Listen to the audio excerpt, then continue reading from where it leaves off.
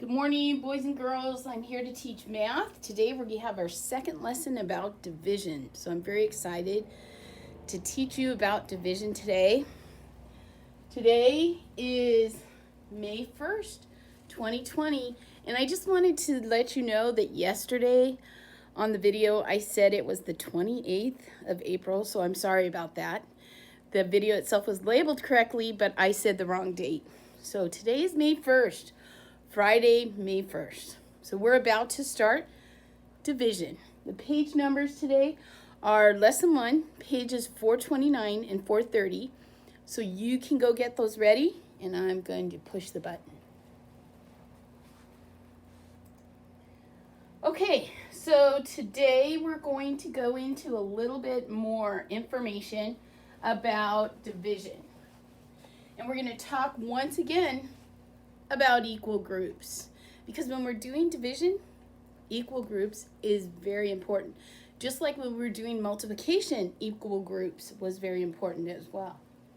So up here it even says equal groups is the name for this lesson. Michelle has 15 nature stamps. She wants to give an equal number to each of her 5 friends. How many stamps will each friend get? So it says right here we can start off by showing 15 counters. If you look at it, it looks like they might be using pennies, but you could just use dots. It's no big deal. And it says we're going to make 5 equal groups. And then they start putting the red dots, or the counters, into each equal group. And the little red dots represent the stamps. So in the 5 equal groups, what Michelle ends up with is 3. 3 in each equal group. So that division statement would be written like this. I'm going to write it a little bigger for you. 15 divided by 5, because there's 5 equal groups, equals 3. Because there ends up being 3 in each equal group. Now earlier today I was speaking with someone about this, and there's other ways that we can think about this that might be handy as well. If you were doing a division problem and all you knew was I have a big number, 15, remember in division facts the large number should always go first. And I'm dividing by 5, but I don't know what the quotient is. I don't know what the answer is. I want you to think about the fact that just like subtracting is the opposite of addition, division is the opposite of multiplication. And I think we mentioned yesterday too that if you know your multiplication facts, it's really going to help you when you do your division problems. So let's see. We could think of this as a multiplication problem. 5, that's the smaller number, that's the divisor, times some number equals 15. So it's kind of like it's a missing addend. But in this case, it's a missing factor, right? So when we say 15 divided by 5 equals something, it's the same as saying 5 times something equals 15. And what you could do is think, well, I know my 5 times tables. 5 times 1 is 5. 5 times 2 is 10.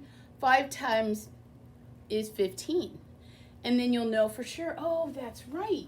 5 times 3 is 15. So when I divide 15 by 5, I'm going to get 3. It's just another way of looking at it, and a little bit of a help to understand how division works. It's like when I showed you zipping and unzipping, how the addition and subtraction, they undo what the other one has done. Okay. So let's try another one. It says here, use counters, draw dots to show the number in each group. Write how many are in each group. And so it comes up, and we have those two big circles there. That's a Henske that we're dividing into two equal groups. Right here it says two groups. So I want you to think, whenever they say groups, think equal groups. There has to be the same number in each group. And there's 20 all together. So I'm going to go ahead and do this problem. 1, 2, 3, 4, 5, 6, 7, 8, 9, 10, 11, 12, 13, 14, 15, 16, 17, 18, 19, 20. So I went ahead and separated my large number, which is 20, into two equal groups.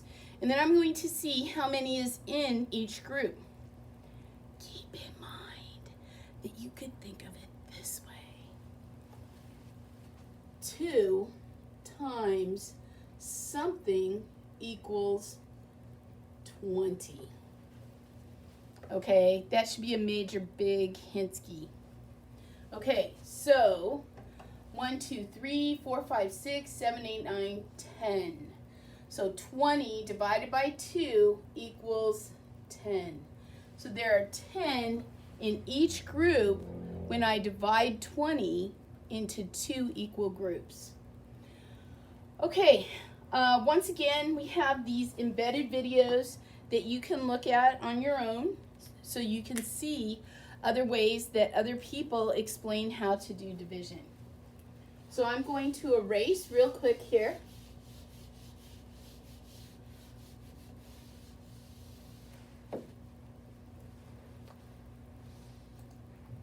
Okay, so here's the back side. I still have information. This is good information no matter what. Whenever you do problems, go slow, be logical, and write things down that could help you. It's never bad advice.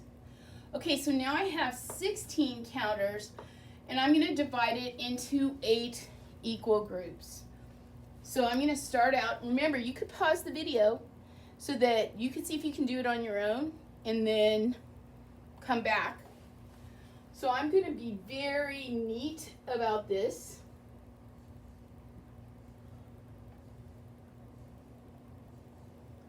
And then I'm going to start putting my 16 counters into groups. So I'm going to go 1, 2, 3, 4, 5, 6, 7, 8, 9, 10, 11, 12, 13, 14, 15, 16. I'm done. Because remember, 16 was my large number, and I'm going to put them into 8 groups. So that one is a very good visual because I can see right away how many are in each group. How many in each group? 2. So the number 16 divided into 8 equal groups is 2. There's 2 in each group. So another way to think about that is 8 times some number equals 16. And the answer is 8 times 2.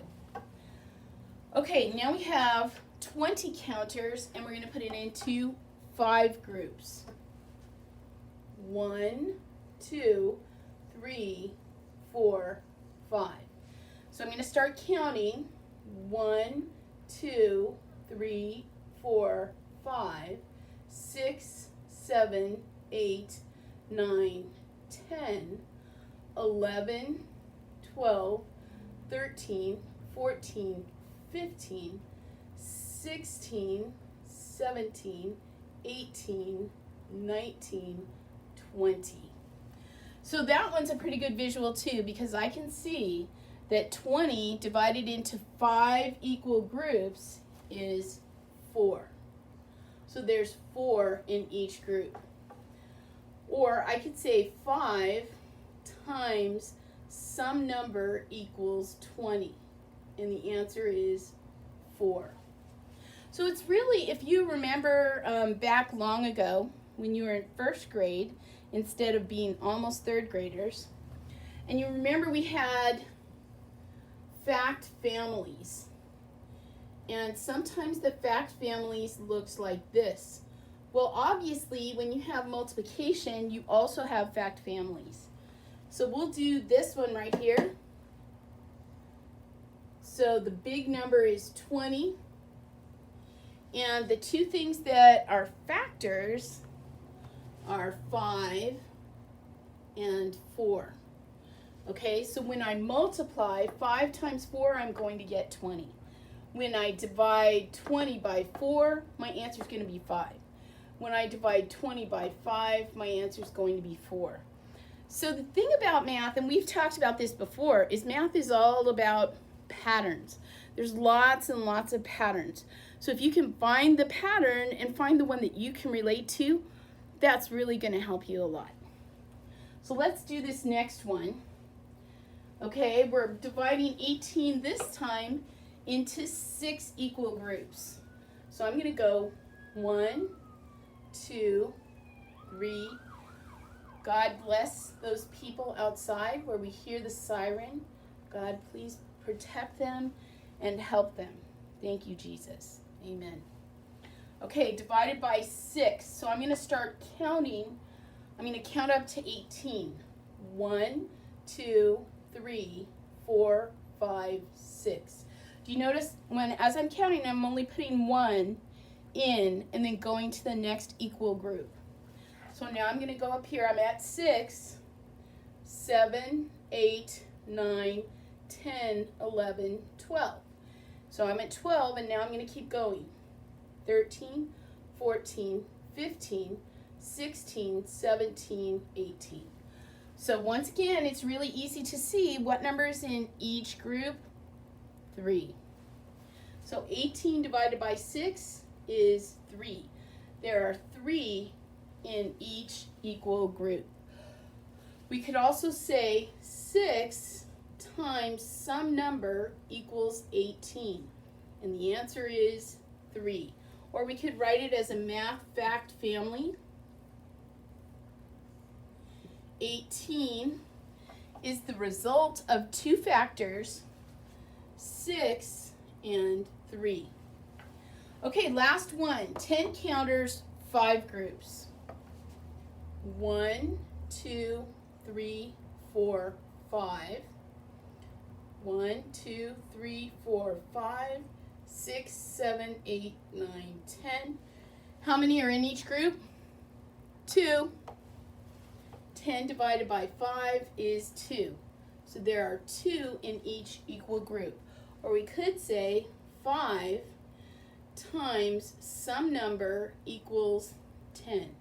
And the answer, of course, is 2. Okay, I hope that kind of helps a little bit for you to understand the very first part of division. And my owl moved. So we're going to look at the next thing. If you need to stop the video and write down, check those answers compared to your page, by all means do that, please. Okay.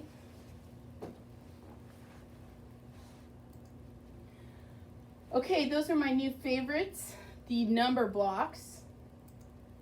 So the last part of the lesson for today is that you're going to practice IXL for 20 minutes. Don't forget, we find out who is using IXL and who is not. And keep in mind too, just like we talked about earlier today, that IXL is just a way to help you. It's just a way for you to stay sharp, okay?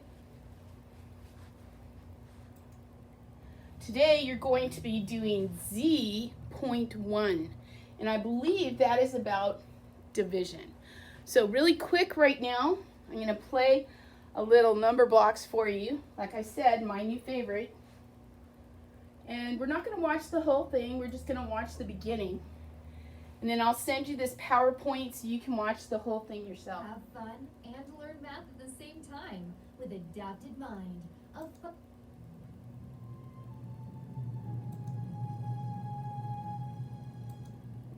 Coming number base. I'm in position and heading for the block star. Careful, 12. The Blockstar's battery's running out. You need to change it before the whole thing drops out of the sky and smashes into Numberland. Oh, that block is no match for a super rectangle like me. All teams report in. Switch.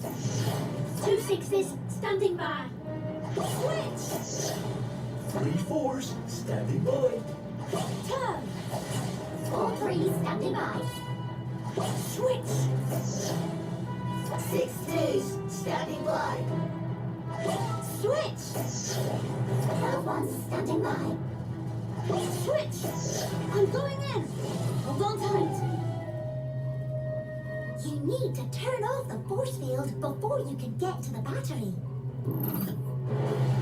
Can you see a line of towers ahead? Yes, 6 of them. Each has 2 buttons on top. You need to press all the buttons together. 6 towers, 2 buttons each. Array display. This calls for switch. 6 2s.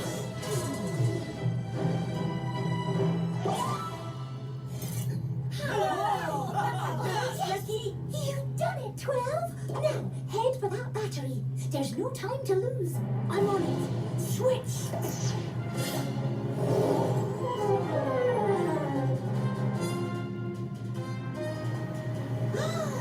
Pull up, 12. You're going to hit. No time. Turn.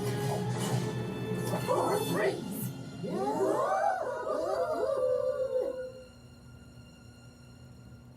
Look at me!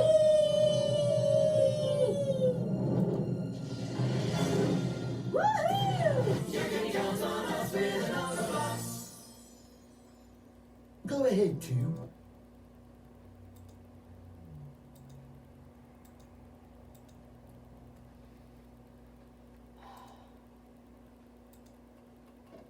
Okay, so that was just for fun, and if you wanted to watch the whole video, it's pretty cute. I like the rocket ships and that was fun. Okay, let's see what's next. Oh, look, that's it for math today, friends. Wrong direction. I had to show you this chicken because this chicken is very excited about doing math. So I hope you're that excited as well. God bless you. Have a great day. See you tomorrow. See you Monday.